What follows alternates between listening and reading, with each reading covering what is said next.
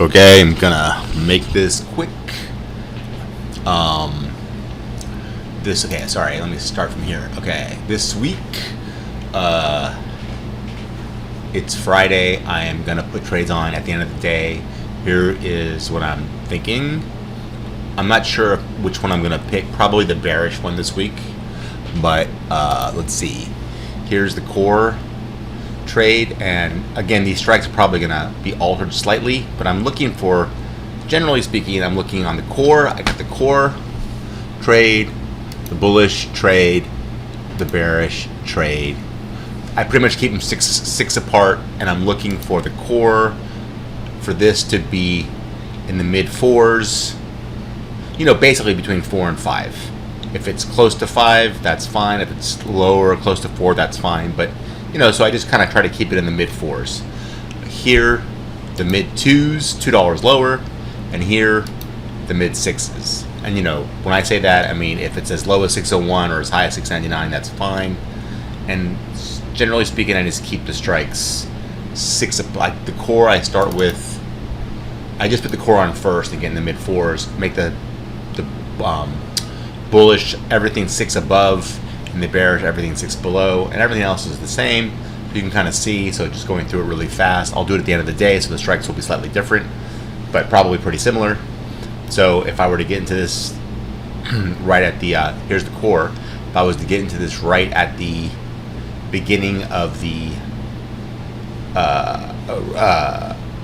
next week, basically 3110, 3140. The way I kind of judge it, I put them both on. You want some space in here. And to keep these 30 apart, you want some space in here. So that's how I know how to set it up. So if it stays below 3110, that's it. I'll just make my money somewhere in between 374 and minimum of 317. But with volatility, if it's up here, blah blah blah, the whipsaws will be $50 each time, and that's the whole trade. Except to say that if the market happens to fall really hard anytime in between, I can buy some additional calls to make it pretty much risk free. Otherwise, it's just, if it runs up really hard, I'll get out. Look to get out early. That's the entire trade. I have no trades on right now because even though it's Friday morning, I'm out on all of them in profit again. So this thing is working. So that is the trade works the same for all 3 trades. Here's the bullish version, so I have even less likelihood of having to put it on. So if it falls, you make less, but you don't have to put anything on. So 3150 and 3180, you can see if it gets way up here, you'll probably still make something, you'll break even. But it's very unlikely it's going to go that high. Look how far that is away. So the whole point of this trade is even less likelihood of having to do anything except just take your money. And every once in a while, you'll have to intervene. So that's that one. And here's the bearish. So here, the likelihood is that you will have to intervene unless the market falls. But you have so much credit that you're taking in that you can withstand several whipsaws. So it's a different, so it's a different strategy, but it really gives you the opportunity if the market falls just to make some quick money. So that's how it happens if the market were to run up. So, and more than likely, these numbers on it's going to make sense to change the entry points of these as time goes by. Like if it falls, I'll probably get in a little earlier on one of them, and I want to get in the MES down here lower, and just withstand, take a few whipsaws and see what happens. Like just do one, and okay, I'll get, every time it's $50. I'd rather never have to get into 2 on the bearish. I'd rather get in lower and get into 1 and see, just duke it out a little bit until you get away from, until you're not going to be in the MES at all, or you're in it and you're way past it, and that'll be that. So like for example, if it falls and I got in at 30.10 or something, look at how it would be. Like you get in at 30.10, and now you're up here, and you're just gonna, like, as long as it stays above 3,000, you would just stay in. You basically lock in the trade, and it's really easy. That's probably what I'm looking to do, actually. But you don't know how that's going to happen, so you play it out in the beginning like this. So, but right now that's it. So that's what I'm going to do for these 3 trades.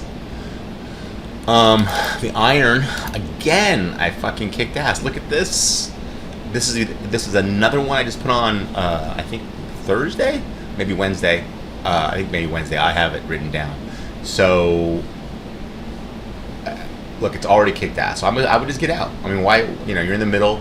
The market's going to move now, right? So you're back to close to where you got in. I got in at 30.35. You're close to where you got in. Dropped this much money.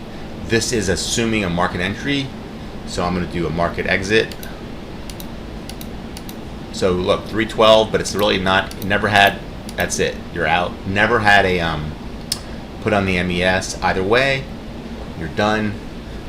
Would have made more than this. So this thing's just making a killing.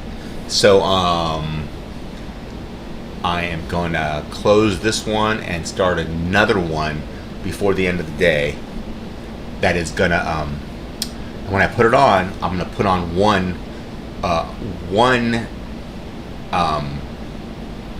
MES to the downside in case it falls. So the idea is I'll put one of these on just like this.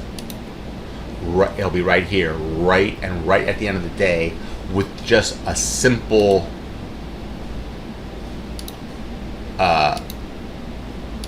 one of these. So if the market were to fall over the weekend, you just make some money. Otherwise, it goes up. So when you get in, you take your loss, you take your profit, and you keep going. But I think, generally speaking, you'll make more money than you'll lose. So that's not this trade. That'll be a little bit later. So for today, just gonna note this. This is what I made, the 312. Never had to do this. That's like, it's back to back to back. It's kicking ass. So might not be able to do this when the volatility is too low. So, but that's easy. Just pick it. After a day or two of a good drop, you get into these. Otherwise, you don't. I'm not sure yet though. But okay. So, and then finally, I took Ryan's trade. It's pretty crazy. I mean, look at this. So I'm just pretty much going to leave this alone now, and we'll see what happens on that. And that's the whole deal.